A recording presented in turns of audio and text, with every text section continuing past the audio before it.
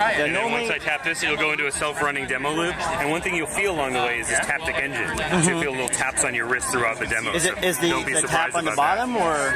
It's going to be, you're going to feel it right from the bottom surface. Okay. Essentially, as you look at mine, okay, you can see that there is a heart rate sensor on the bottom. Right, so you've got the zirconium back, the heart rate sensor. Yep. Right, and then here you've got the digital crown. Okay. Right. And so the cool feature is that you just lift your wrist. Oh, just went to the apps.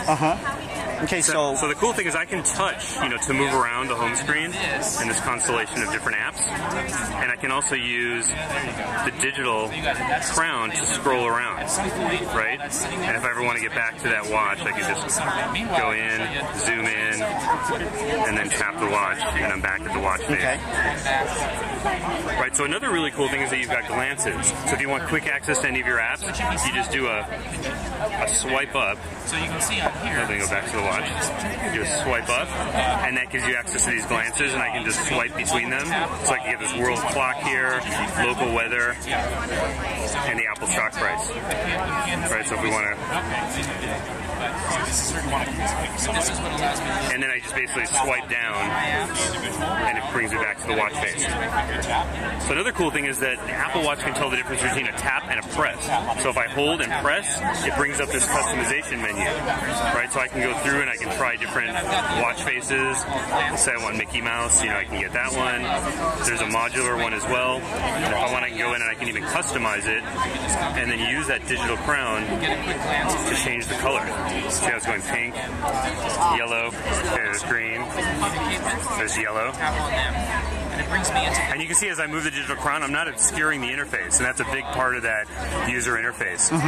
Right, so we've got Watch OS has essentially been developed for the Apple Watch to live on your watch. The other thing you can do is if I swipe to the right, I can even adjust all the different, what are called complications in the industry. All these different elements, whether it's a stopwatch, let's say instead of a stopwatch I want it to be London time, or I want it to be the date. So it's very, very easy to customize that. Right, then I can also do tapping. So if I wanted to right, and then I can go back and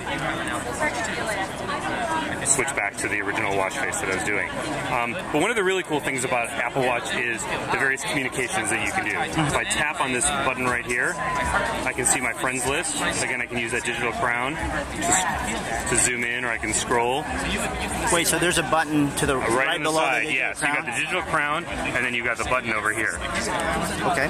So if I tap on her, it'll essentially bring up this canvas where you see this blue dot. If I want, I can go change the color to red, and if I want to send her a little drawing of a heart, I can do that. Okay. Right, and you see it'll erase it, and then it basically will send Jane, and she'll see that heart. The other thing I can do is if I change the color, if I don't draw and I just tap, I can send these little messages. So I can have a little code like, hey, 3 taps in blue means let's get out of this party, or something like that. And then the final thing is if I put my 2 fingers on it, it sends her my heartbeat. Gotcha. 2 fingers for how long? Just as soon as you put it on, it picks up your heartbeat, and it's using that sensor on the back. Gotcha. Right? Then you can take a look at is if you swipe up, and then one of our glances is the fitness app. So really with the idea with Apple Watches, we want to help people with any fitness level be more healthy. So we want them to be able to stand more, to move around more, and to exercise.